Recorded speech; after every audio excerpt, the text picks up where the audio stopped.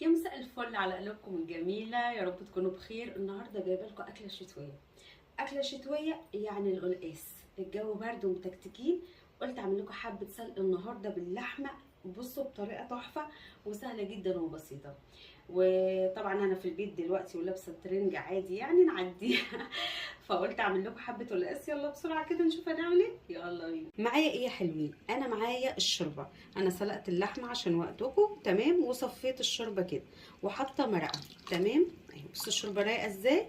هنزل بايه؟ انا معايا كيلو من القلقاس غسله كويس جدا جدا جدا. هنزل بالكيلو في الشوربه تمام. يا رب الامور تكون واضحه. هسيبه قد ايه؟ انا هسيبه مع نفسه ربع ساعه في الشوربه يغلي براحته، ونرجع نشوف هنعمل ايه مع بعض. ورجعت معاكم يا حلوين بعد ربع ساعه. بصوا القلقاس ولا زودت شوربه ولا اي حاجه تمام. هنزل بايه؟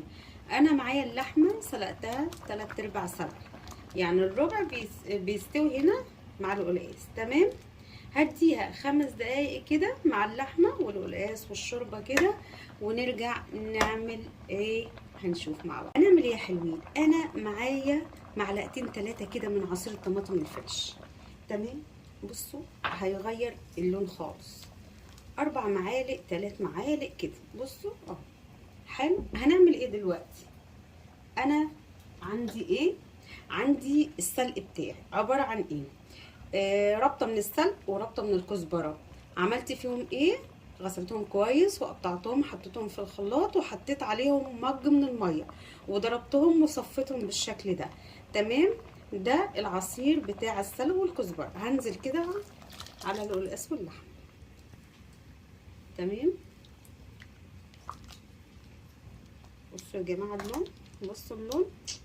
حبه قلقاس النهارده الله الله الله، زبده بجد.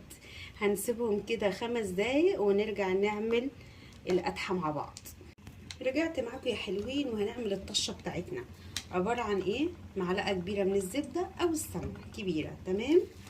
وهننزل بمعلقه من الثوم المفروم تمام. يبقى معلقه سمنه او زبده كبيره ومعلقه ثوم مفروم تمام. هننزل بايه؟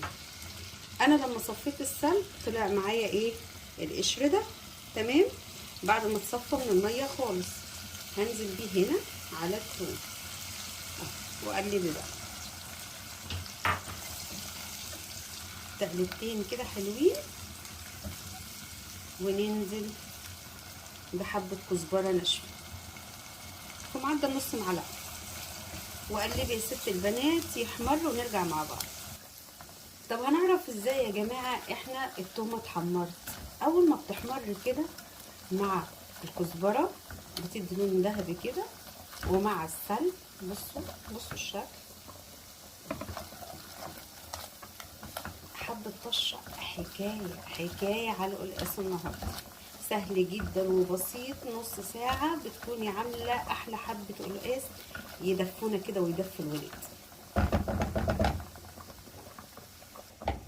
هناخد ايه يا حلوين؟ هناخد من هنا اهو الشوربه اهي على الطشه تمام. وهننزل بيها هنا الطشه بتاعتنا اهي تمام. هتقعد قد ايه تاني؟ انا القلقاس بتاعي كده استوى خالص. انا اسيبه دقيقتين ونغرف مع بعض. نسيت اقول لكم ان انا ما حطيتش ملح لان الشوربه اصلا فيها ملح، بس هحط طبعا حبه صغيرين كده من الملح تمام. يلا نغرف مع بعض. ورجعت معاكم يا حلوين. بصوا الدخان عامله ازاي. مش دي الاكله اللي تدفي بجد يعني؟ تحفه. حبه رز ابيض على ما بتخلصي السلق بتاعك. عملت حبه رز ابيض. بصوا اللحمه يا جماعه، بصوا يعني عايزه اوريكم، ممكن توريهم بس المهريب. بصوا يا جماعه، بصوا اهي شايفين؟ بصوا زبده دي ولا مش زبده اهو. بجد تحفه. اكله مدفيه، اكله مغذيه جدا. عايزاكم تعملوه وتجربوه بالطريقه بتاعتي دي، وان شاء الله هتعجبكم. ما تنسونيش في اللايك والشير وتفعلوا الجرس عشان يوصلكم كل جديد. بحب اجيب لكم الحاجات اللي تدفينا في البرد ده.